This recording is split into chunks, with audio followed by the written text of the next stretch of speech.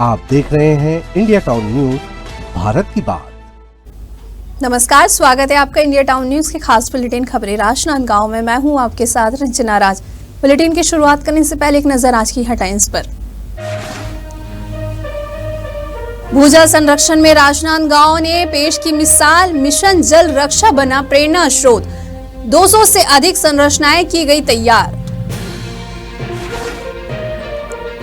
राजनांदगांव का new look biofuel company एक बार फिर विवादों के घेरे में। जलाशय से फैक्ट्री तक तकरीबन 5 किलोमीटर बिछाई गई लंबी अवैध पाइपलाइन। कांग्रेस ने कलेक्टर को सौंपा ज्ञापन। लीपापोती की आग में झुलसा दुर्ग का खाद्य प्रशासन। नकली पनीर फैक्ट्री समेत प्रतिष्ठानों की छापेमारी का दिखा बेअसर। अधिकारियों पर जांच की उठी मांग। राजनांदगांव में भाजपा के द्वारा संकल्प से सिद्धि तक कार्यक्रम का आयोजन। भाजपा अल्पसंख्यक मोर्चा ने बनाया जश्न। मुख्य अतिथि के रूप में महापौर मधुसूदन यादव सहित कई वरिष्ठ पदाधिकारी रहे मौजूद। 1 जुलाई से 31 अगस्त तक राजनांदगांव में नेशनल छात्र पर्यावरण प्रतियोगिता का आयोजन। युवाओं में पर्यावरण संरक्षण के प्रति बढ़ेगी जागरूकता। हेडलाइन के बाद अब खबरें विस्तार से।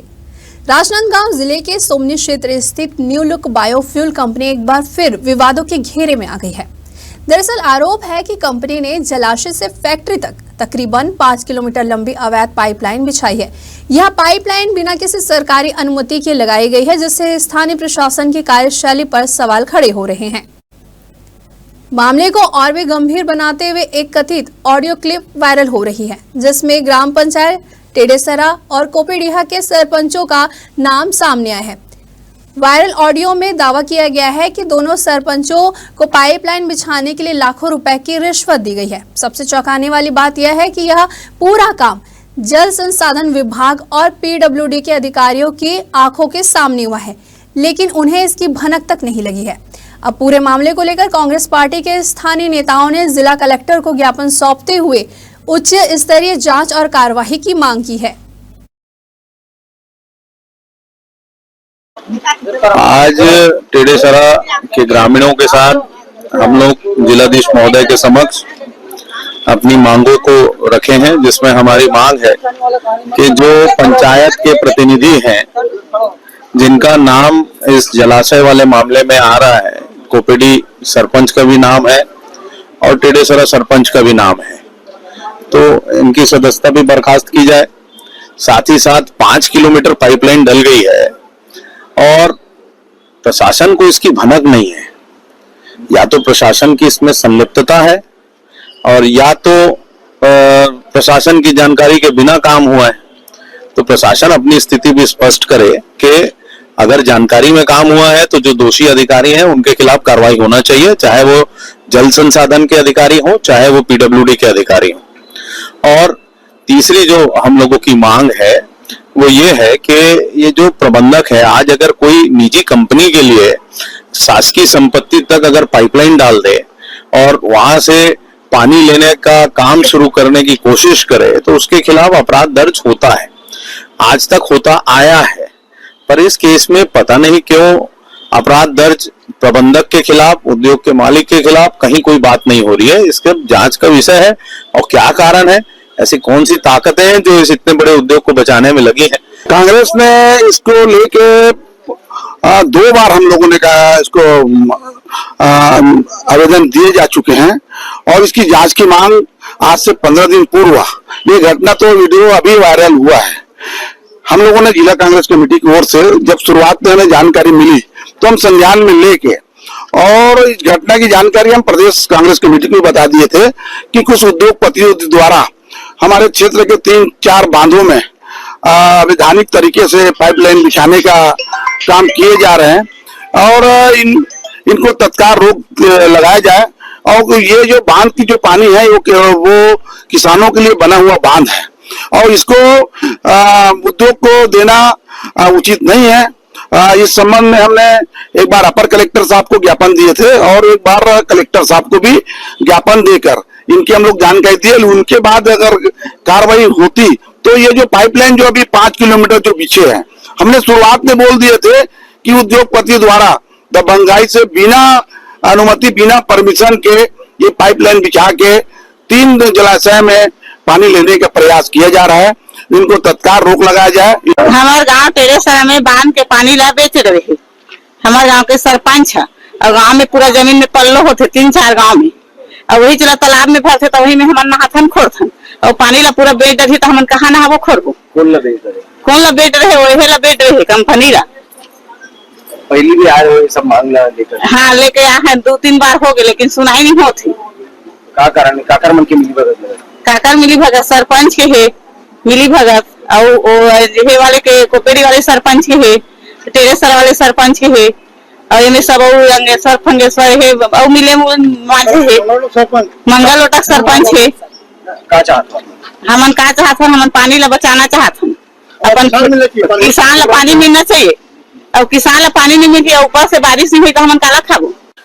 इसके संबंध में ज्ञापन प्राप्त हुआ है और पूर्व में भी 1-2 शिकायतें हमें प्राप्त हुई है, तो इन सभी बिंदुओं पे जो संबंधित विभाग है उससे एक प्रतिवेदन हम लोग लेंगे, और इसके अलावा जो बाकी परमिशंस के डॉक्यूमेंट्स है जो उद्योग विभाग में जमा हुए हैं उनके सबका परीक्षण करेंगे, जिसमें जो नियमता है उसमें कार्रवाई होगी।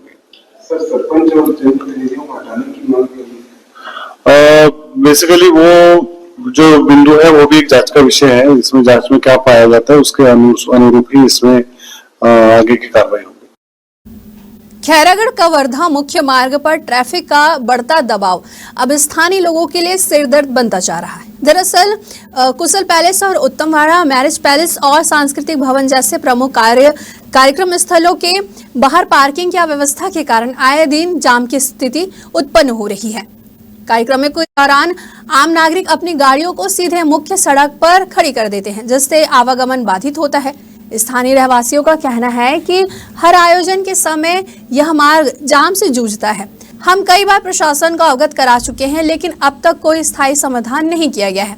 अब रहवासियों ने प्रशासन से मांग की है कि कार्यक्रम स्थलों के लिए वैकल्पिक पार्किंग व्यवस्था सुनिश्चित की जाए और मुख्य पार्क पर नो पार्किंग जोन को सख्ती से लागू किया जाए। प्रधानमंत्री नरेंद्र मोदी के नेतृत्व में केंद्र सरकार की 11 साल पूरे होने के अवसर पर राजनांदगांव में भाजपा अल्पसंख्यक मोर्चा के द्वारा संकल्प से सिद्धि तक कार्यक्रम का आयोजन किया गया। यह आयोजन अटल आवास स्थित पेंड्री क्षेत्र में किया गया है, जिसमें प्रबुद्धजन सम्मेलन के माध्यम से समाज के वरिष्ठ जनों को सम्मानित किया गया है। इस अवसर पर अल्पसंख्यक मोर्चा के प्रदेश प्रभारी मोहम्मद सद्दाम ने कहा कि मोदी सरकार के 11 साल भारत के विकास का अमृतकाल साबित हो रहे हैं। वही कार्यक्रम की अध्यक्षता जिला अध्यक्ष मोहम्मद इरफान शेख ने की है।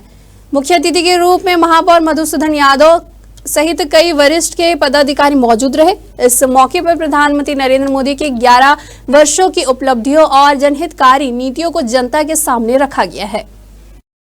संकल्प से सिद्धि का उद्देश्य तो ये है कि हमारी भारतीय जनता पार्टी की जो केंद्र की सरकार है आदरणीय नरेंद्र मोदी जी की, उसने अल्पसंख्यक समाज के लिए, खास तौर से मुस्लिम समाज के लिए जो जन कल्याणकारी योजनाएं चलाई, जिसका लाभ हमारे समाज को, चाहे केंद्र सरकार की, राज्य सरकार की कोई भी योजना हो, अन्नदाता आंतरिक कार्ड, चाहे प्रधानमंत्री आवास योजना हो, उज्ज्वला योजना हो, जनधन खाता योजना हो, शौचालय योजना हो, चाहे आयुष्मान कार्ड की योजना हो, उसमें सबका साथ, सबका विकास, सबका विश्वास जो हमारी पार्टी का एजेंडा था आदरणीय नरेंद्र मोदी जी का, उसके साथ शामिल करते हुए हम अल्पसंख्यक समाज में छत्तीसगढ़ के प्रवास पे लगातार 4 दिनों से हैं। छत्तीसगढ़ तो क्या पूरे देश में भाजपा की गवर्नमेंट आने के बाद में आज पूरे वर्ल्ड में ये संदेश, भली बात सब लोग जानते हैं कि पाकिस्तान कभी एक टायर नहीं बना सका, लेकिन भारतीय जनता पार्टी की सरकार परमाणु बम बना के पहचान बनाई। वर्ल्ड में भारतीय जनता पार्टी की सरकार आने से मोदी जी ने सारे देश के वासियों का सम्मान सर्व से ऊपर कर दिया। और जैसे गैस टंकी महिलाओं की लाना, बहनों के लिए 1000 रुपये सम्मान देना, और जो मेन मुद्दा ये है कि ट्रिपल तलाक जो है, दाल में नमक कम, तेल में नमक कम, या कोई बिजी किसी भी अनबैलेंस होने के कारण जो तलाक आसानी से हो जाता था, उसमें बेटी हो सकती, माँ हो सकती, बहन हो सकती है, लेकिन एक छोटी सी चीज जो है बड़ा नुकसान का सामना करना पड़ता था। देश के यशस्वी प्रधानमंत्री सम्माननीय नरेंद्र मोदी जी के गौरवशाली सेवा, सुशासन एवं गरीब कल्याण को समर्पित गौरवशाली 11 वर्ष पूर्ण होने के परिप्रेक्ष्य में आज अल्पसंख्यक मोर्चा द्वारा भी संकल्प से सिद्धि कार्यक्रम को लेकर राजनांदगांव का दौरा प्रवास कार्यक्रम तय हुआ था, जिसमें हमारे मोर्चा के राष्ट्रीय कार्य समिति सदस्य एवं छत्तीसगढ़ प्रदेश के प्रभारी माननीय श्री सद्दाम हुसैन जी और प्रदेश अल्पसंख्यक मोर्चा के प्रदेश अध्यक्ष शकील अहमद जी, उर्दू बोर्ड के पूर्व अध्यक्ष पूर्व मंत्री श्री अकरम कुरैशी जी के नेतृत्व में आज का कार्यक्रम संपन्न हुआ है, जो कि पेंड्री क्षेत्र के अटल आवास में ये कार्यक्रम हुआ है, जिसमें अल्पसंख्यक जन चौपाल कार्यक्रम का संपन्न हुआ, जिसमें अल्पसंख्यक समाज से बड़ी संख्या में महिलाओं ने शिरकत की और सहभागिता निभाई है। और उस मंच के माध्यम से अल्पसंख्यक समुदाय के लिए चलाई जाने वाली केंद्र की योजनाओं को बताया गया है, जिसमें उम्मीद है कि अब अल्पसंख्यक समाज में अच्छा संदेश गया है और एक जागरूकता का माहौल बना है। आज हमारे यूपी से प्रदेश प्रभारी जी सद्दाम जी आए हुए हैं, जो भारतीय जनता पार्टी अल्पसंख्यक मोर्चा के प्रदेश प्रभारी हैं। तो आज 11 साल बेमिसाल जो कार्यक्रम था संकल्प से सिद्धि, उसे आज राजनांदगांव में किया गया है। 4 दिन से प्रवास में है ये। दिल्ली राजरा में भी हुआ कार्यक्रम, मानपुर मोहल्ला में भी हुआ, आज राजनांदगांव में भी था। तो यूपी से ही हमारे प्रभारी जी ने जो टाइम निकाल के आया, सबसे पहले तो मैं उनको धन्यवाद बहुत बहुत देना चाहूँगा कि उन्होंने हमारे कार्यकर्ताओं के हौसला अफजाई के लिए तो यहाँ आए और 3-4 दिन से कार्यक्रम चल रहा है। आज राजनांदगांव में था अटल आवास में, बहुत ही अच्छा कार्यक्रम रहा। और जैसे केंद्र की योजनाएं जो है उसे एक एक करके सभी योजनाओं को बताया, लाभ लेने का आज हमें अवसर बताया है इन्होंने कि ये इस योजनाओं से अल्पसंख्यकों को फ़ायदा है। योजनाओं का पूरा हमको वो दिया है, मेनू दिए के जा रहे हैं। अब इसके बाद हम आगे अपने अल्पसंख्यक मोर्चा के भाई बहनों का उद्धान करेंगे। देश में पर्यावरण जागरूकता को बढ़ावा देने और युवाओं को इस दिशा में सक्रिय भागीदारी के लिए प्रेरित करने के उद्देश्य से नेशनल स्टूडेंट पर्यावरण प्रतियोगिता की घोषणा की गई है। इस प्रतियोगिता का आयोजन 1 जुलाई से 31 अगस्त तक स्कूलों, कॉलेजों और सामाजिक संगठनों के छात्रों के लिए किया जा रहा है। वहीं आयोजन समिति और क्षेत्रीय सांसद संतोष पांडे ने कहा है कि प्रतियोगिता के माध्यम से युवाओं में पर्यावरण संरक्षण के प्रति न केवल जागरूकता बढ़ेगी, बल्कि उनमें नवाचार, नेतृत्व और सामूहिक उत्तरदायित्व की भावना भी विकसित होगी। राष्ट्रीय पर्यावरण संरक्षण गतिविधि यह एक सामाजिक संगठन है जो पर्यावरण के लिए पूरे देश भर में काम कर रही है। पानी बचाओ, प्लास्टिक मुक्त भारत, पेड़ लगाओ, पेड़ का संरक्षण करो, इस विषय पर पूरे भारत भर में काम कर रही है। इसी पहल पर इसी कड़ी में NSPC राष्ट्रीय छात्र पर्यावरण प्रतियोगिता का आयोजन किया जा रहा है, जो कि स्कूल में हर विद्यालय में कक्षा 1 से कक्षा 12वीं तक सभी महाविद्यालयों में और साथ ही साथ सभी सामाजिक संगठनों के लिए यह प्रतियोगिता आयोजित हो रहा है 1 जुलाई से 31 अगस्त तक। राष्ट्रीय छात्र पर्यावरण प्रतियोगिता ये चलने वाला है। मैं सबसे अपील करता हूं कि हमारे छात्र, नवयुवक, सभी भाई बहन इसमें भाग लें और पर्यावरण के प्रति जो जागरूकता है उसको प्रदर्शित करें, नीचे तक पहुंचाएं। आज देश की यही आवश्यकता है। चलिए बढ़ते अगली खबर की ओर, जहां उत्तर प्रदेश के इटावा जनपद में यादव समाज के 2 प्रमुख कथावाचकों के साथ कथित तौर पर ब्राह्मण समाज के द्वारा की गई बर्बर और अपमानजनक घटना को लेकर पूरे देश में आक्रोश की लहर है। इसी कड़ी में राजनांदगांव जिले में यादव समाज के प्रतिनिधियों ने कलेक्टर को ज्ञापन सौंपते हुए दोषियों पर सख्त कार्रवाई की मांग की है। ज्ञापन में बताया गया है कि इटावा में कथावाचकों को व्यासपीठ से जबरन उतारकर उनके साथ मारपीट की गई और उनकी चोटी काट दी गई। आरोप है कि पीड़ितों की चैन अंगूठी भी छीन ली गई है और घर से पैसे मंगवाने को लेकर भी बाध्य किया गया है। यादव समाज का कहना है कि यह केवल व्यक्तिगत हमला नहीं, बल्कि पूरे समाज की आस्था और स्वाभिमान पर चोट पहुंचे हैं। उन्होंने कहा है कि भारत में सभी धर्मों और जातियों को समान अधिकार प्राप्त है और इस तरह की घटनाएं देश की एकता और संविधान की मूल भावना के खिलाफ है। अभी उत्तर प्रदेश के इटावा जनपद में जो दो कथावाचक हैं यादव समाज से, संत सी यादव और मुकुटमणि यादव जी, वो कथा कर रहे थे, श्रीमद् भागवत कथा। तो व्यास गद्दी से ब्राह्मण समाज के लोगों ने उनको उतारा, उनके साथ मारपीट की, अभद्रपूर्ण उनके साथ व्यवहार किया गया, मूत्र का छिड़काव किया गया, ऐसा वहाँ से मामला आ रहा है। तो इसके लिए यादव समाज बहुत आक्रोशित है, उत्तर प्रदेश में पूरे देश में आक्रोशित है, और उसके लिए आज कलेक्टर महोदय को ज्ञापन सौंपे हैं महामहिम राष्ट्रपति के नाम। और अगर उनके ऊपर सब जो किए हैं इस कृत्य को, उनके ऊपर अगर कोई कार्रवाई नहीं किया जाता तो इसके लिए बहुत बड़ा आंदोलन किया जाएगा। थाना सल्लेवारा पुलिस और जिला केसीजी की संयुक्त टीम ने एक बड़ी कार्रवाई करते हुए अवैध मादक पदार्थ गांजा रखने के आरोप में एक आरोपी को गिरफ्तार किया है। मुखबिर से मिली सूचना पर तत्काल कार्रवाई करते हुए पुलिस ने आरोपी के घर दबिश दी और उससे मौके पर ही हिरासत में ले लिया गया। आरोपी आसाराम के घर की तलाशी लेने पर पुलिस ने उसके कब्जे से 500 ग्राम अवैध मादक पदार्थ और नगद बरामद किए गए हैं। आरोपी से पूछताछ के बाद उसे न्यायिक रिमांड पर भेज दिया गया है।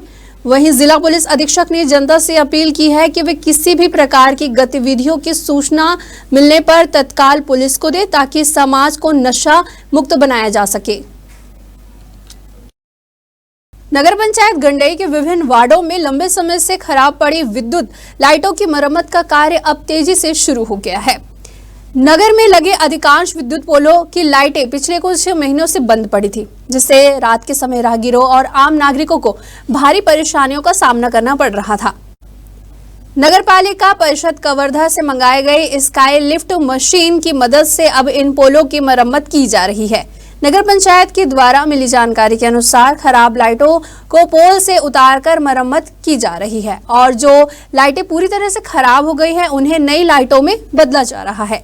इस संबंध में सीएमओ अविनाश देवांगन ने बताया है कि नगरवासियों को बेहतर प्रकाश व्यवस्था उपलब्ध कराने के उद्देश्य से यह कार्य किया जा रहा है। बरसात और ठंड के मौसम में रोशनी की विशेष आवश्यकता होती है, इसलिए मरम्मत कार्य को प्राथमिकता दी जा रही है।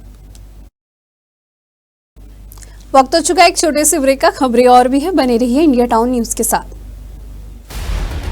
अब खबर आपकी उंगलियों पर, हर खबर पर हमारा नजरिया। इंडिया टाउन न्यूज, भारत की बात। ब्रेक के बाद आप सभी का स्वागत है। चलिए बढ़ते हैं अगली खबर की ओर। राजनांदगांव जिले में इन दिनों खाद की भारी किल्लत देखने को मिल रही है, खासकर जिला सहकारी बैंक में, जहां किसानों को सब्सिडी दर पर खाद उपलब्ध कराई जाती है। लेकिन हालात यह है कि सहकारी बैंक में खाद नहीं है, जबकि निजी दुकानों पर वही खाद ऊंचे दामों में खुलेआम बिक्री हो रही है। खाद की कमी से नाराज किसानों की आवाज को बुलंद करते हुए शहर कांग्रेस ने जिला सहकारी बैंक के सामने एक दिवसीय धरना प्रदर्शन किया।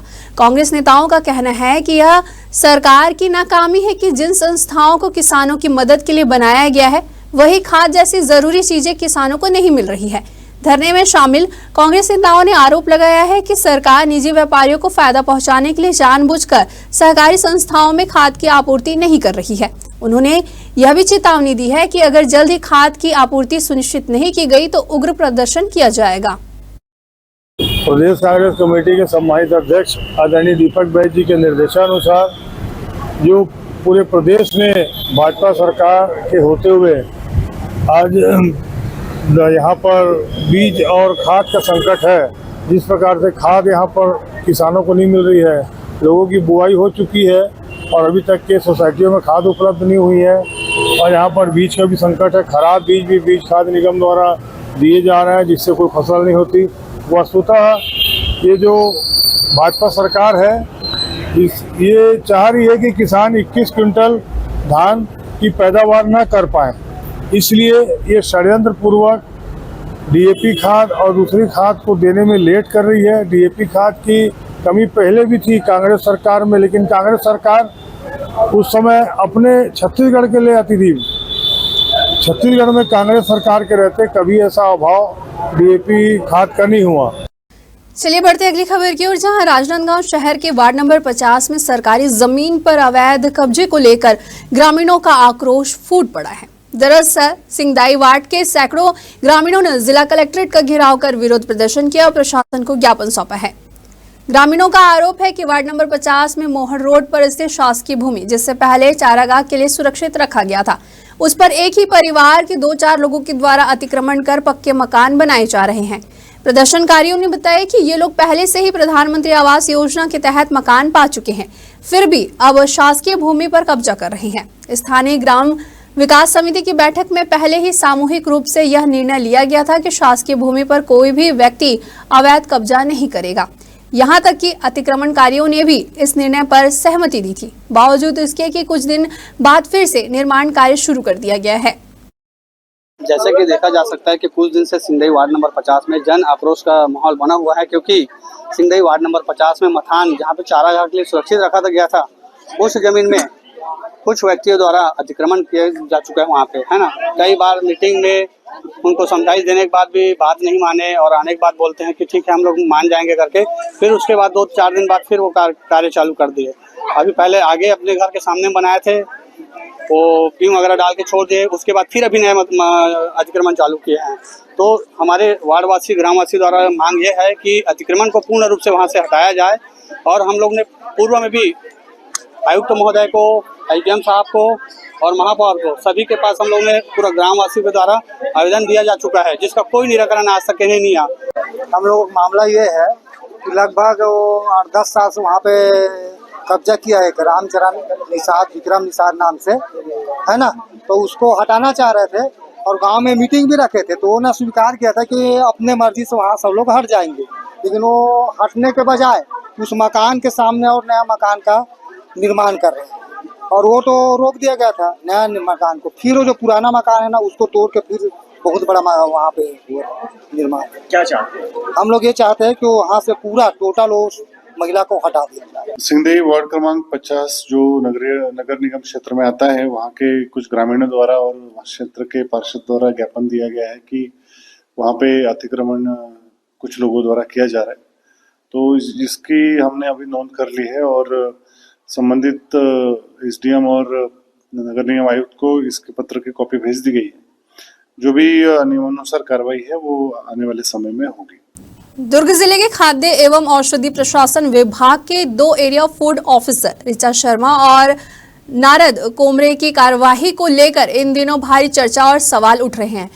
आपको बता दें कि पिछले 1 साल में होटल, रेस्टोरेंट और नकली पनीर फैक्ट्री पर ताबड़तोड़ छापेमारी हुई, लेकिन इन मामलों में लिपापोती कर रफा दफा करने की जो खबरें हैं वो सामने आई है।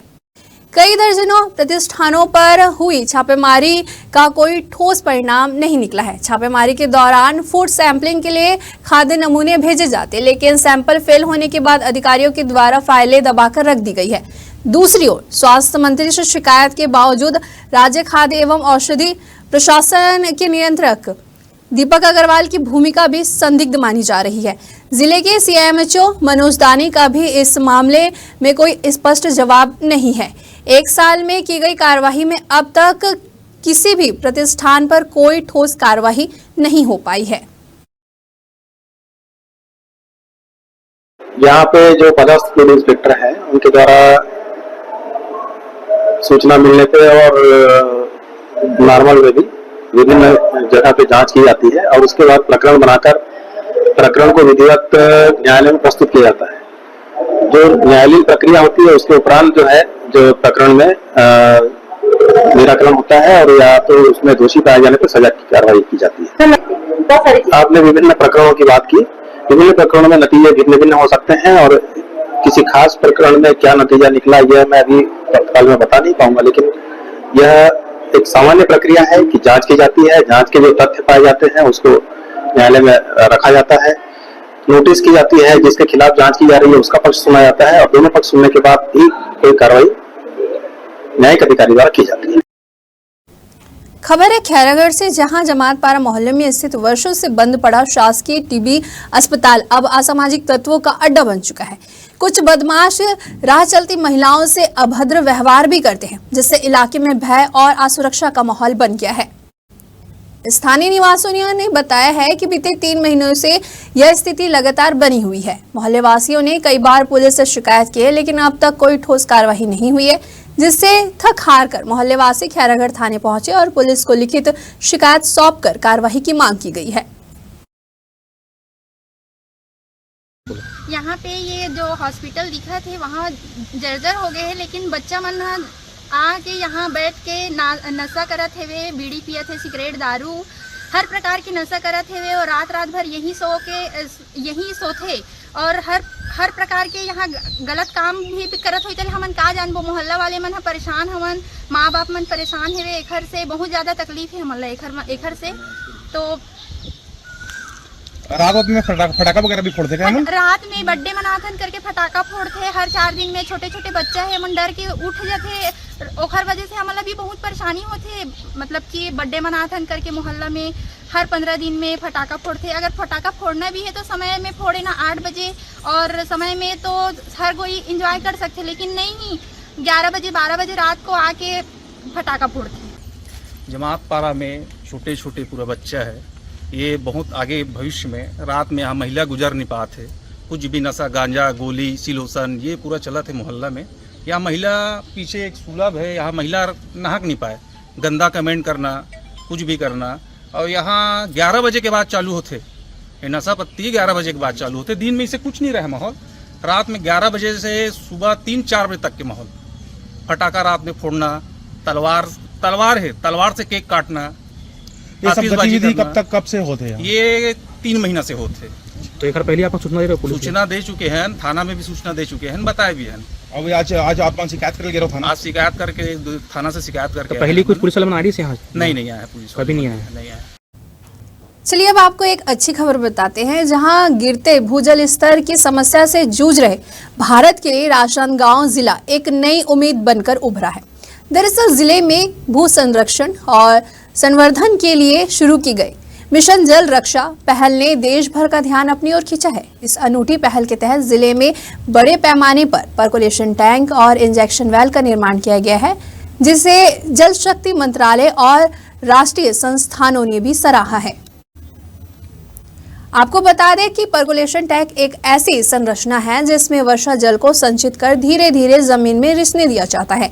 वहीं जल संरक्षण की ओर प्रभावी बनाने के लिए इन टैंकों को इंजेक्शन वेल से भी जोड़ा जाता है, जो पानी को सीधे भूजल स्तर तक पहुंचाते हैं। वहीं राजनांदगांव जिला पंचायत के मुख्य कार्यपालक अधिकारी के अनुसार अब तक ग्राम बरगद सहित विभिन्न गाँव में 200 से अधिक पर्कोलेशन टैंक के साथ इंजेक्शन वेल भी बनाए जा चुके हैं। इस मॉडल की सबसे बड़ी खासियत बात यह है कि निर्माण में औसतन सिर्फ 35,000 रुपए का खर्च आता है। इतनी कम लागत में प्रभावी भूजल रिचार्ज संभव बनाना इस पहल को देश भर में प्रेरक उदाहरण बना रहा है। जो अभी राजनांदगांव जिले में जल शक्ति अभियान के तहत कलेक्टर सर के मार्गदर्शन से अभी 1600 पर्कुलेशन टैंक बने हैं, जो भूमि में जो दरार है, फ्रैक्चर जोन जिसको बोलते हैं, उसमें बने हुए हैं। उसके अंदर एक बोर्डनुमा स्ट्रक्चर जो कि इंजेक्शन वेल होता है, उसका निर्माण किया जा रहा है। अभी 200 से अधिक जिले में बन चुके हैं। हमारा टारगेट है कि एटलीस्ट 500 बन जाएं, ताकि गांव-गांव में ये स्ट्रक्चर्स दिखें और कहीं ना कहीं आसपास के एरिया को बहुत अच्छे से ये स्ट्रक्चर रिचार्ज करेंगे। आसपास के जो बोर हैं उनकी भी जीवित होने की संभावना रहेगी। तो हम लोग आशा करते हैं कि ये अच्छे से जल संचय करके अच्छे से रिचार्ज करेगा। और फसल चक्र परिवर्तन भी बहुत इंपॉर्टेंट है, उस पर भी रबी सीजन में जोर दिया जाएगा। तो कुल मिला के कलेक्टर सर के मार्गदर्शन से जल शक्ति अभियान में और जल भागीदारी में अभी हम लोग प्रयास कर रहे हैं। हमारे खास बुलेटिन खबरें राजनांदगांव में फिलहाल इतना ही। मुझे दीजिए इजाजत, नमस्कार। आप देख रहे हैं इंडिया टाउन न्यूज, भारत की बात।